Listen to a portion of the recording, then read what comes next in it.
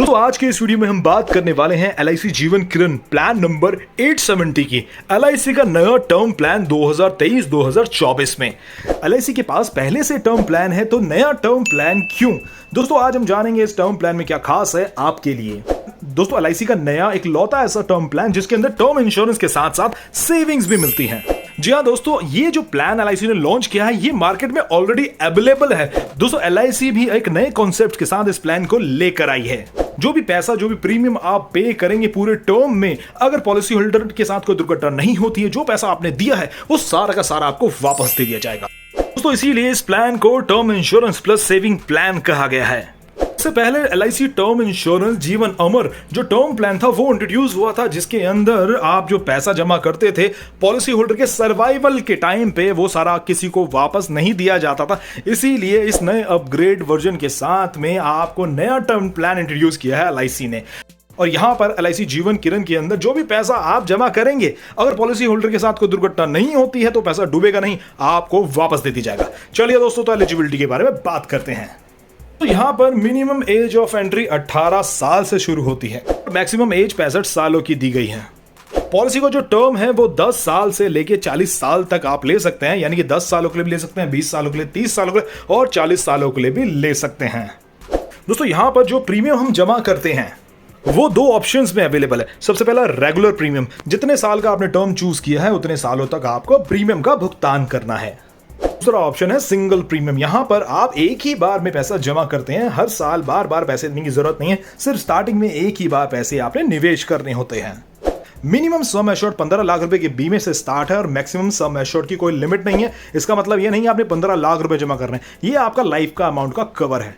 Minimum maturity 28 साल की, 28 साल की उम्र पे मिनिमम मैच्योरिटी दी जा सकती है। मैक्सिमम मैच्योरिटी 80 साल की उम्र में दी जाएगी, उससे ज्यादा नहीं। दोस्तों यहां पर आप मिनिमम प्रीमियम 3000 रुपए पे करेंगे अगर आपने रेगुलर प्रीमियम मोड चूज किया है तो, और वहीं पे मिनिमम प्रीमियम आप 30,000 रुपए करेंगे जो कि सिंगल प्रीमियम के अंदर आएगा, यानी कि आप 30,000 रुपए जमा करके सिंगल प्रीमियम पे करने के बाद में आराम से रह सकते हैं, आपको बार बार पेमेंट करने की जरूरत नहीं है।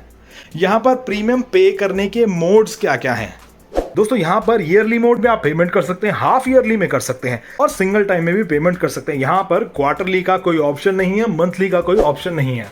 तो यहां पर वुमेन्स के लिए स्पेशल प्रीमियम रेट है, वो जैसे ही पूरा चार्ट हमारे पास आ जाएगा उसके बाद मैं आपको डिटेल में बताऊंगा।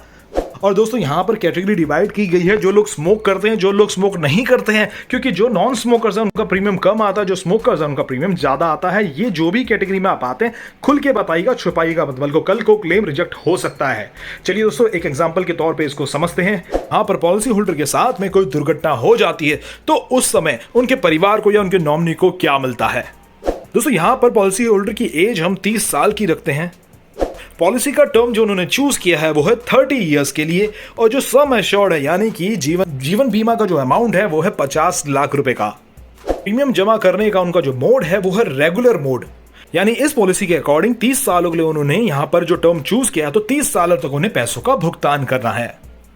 अगर पॉलिसी होल्डर के साथ कोई दुर्घटना हो जाती है पॉलिसी लेने के 5 साल के बाद में, तो उनके नॉमिनी को क्या दिया जाता है? दोस्तों यहां पर उनके परिवार को जो सम एश्योर्ड है यानी कि जीवन बीमा की धनराशि है वो है 50 लाख की उन्होंने चूज की थी।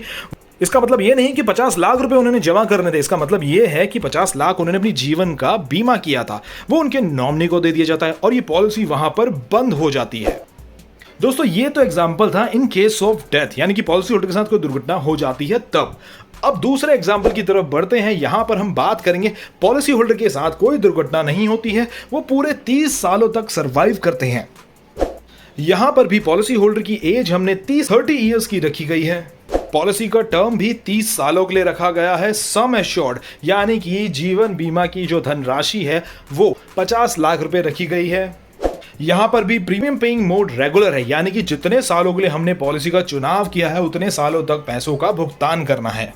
दोस्तों यहां पर अगर पॉलिसी होल्डर के साथ कोई दुर्घटना नहीं होती है, वो 30 सालों तक प्रीमियम जमा करते हैं, उसके बाद मैच्योरिटी के समय उनको जो भी पैसा उन्होंने अभी तक इन 30 सालों में जमा किया होगा वो सारा का सारा उनको वापस दे दिया जाता है। उसमें से GST माइनस होता है और अगर उन्होंने किसी राइडर का चुनाव किया है तो उसके जो पैसे होते हैं वो माइनस होकर बाकी पैसे उनको वापस दे दिए जाते हैं।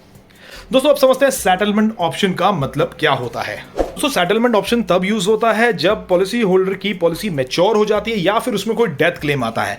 यहां पर सेटलमेंट ऑप्शन पहला जो कहता है कि आप यहां पर इंस्टॉलमेंट के तौर पे यानी कि 5 साल लगातार इंस्टॉलमेंट के तौर पे भी पैसे या फिर डेथ क्लेम ले सकते हैं। दूसरे सेटलमेंट ऑप्शन की बात करूं तो वहां पर पॉलिसी होल्डर मैच्योरिटी या फिर डेथ क्लेम एक ही बार में ले सकते हैं। दोस्तों ये जो ऑप्शन है वो मैच्योरिटी से 3 महीने पहले भी बदला जा सकता है, पर ध्यान रहे ये बदलाव सिर्फ और सिर्फ पॉलिसी होल्डर ही कर सकता है। दोस्तों यहां पर टैक्स बेनिफिट के बारे में बात करते हैं। क्या इस प्लान के अंदर हमको कोई टैक्स बेनिफिट मिलता भी है या नहीं मिलता? जी हाँ दोस्तों, यहां पर हमको टैक्स बेनिफिट मिलता है। एक नहीं 2 बेनिफिट मिलते हैं। जो प्रीमियम हम जमा करेंगे उस पर ATC में रिबेट मिलेगी, जो मैच्योरिटी हमको मिलेगी उसमें वो 1010D के अंदर आएंगी। पॉलिसी को सरेंडर किया जा सकता है या नहीं किया जा सकता? जी हाँ दोस्तों, यहां पर पॉलिसी को सरेंडर किया जा सकता है और पेड अप वैल्यू में भी कन्वर्ट किया जा सकता है पॉलिसी को 2 साल भुगतान करने के बाद।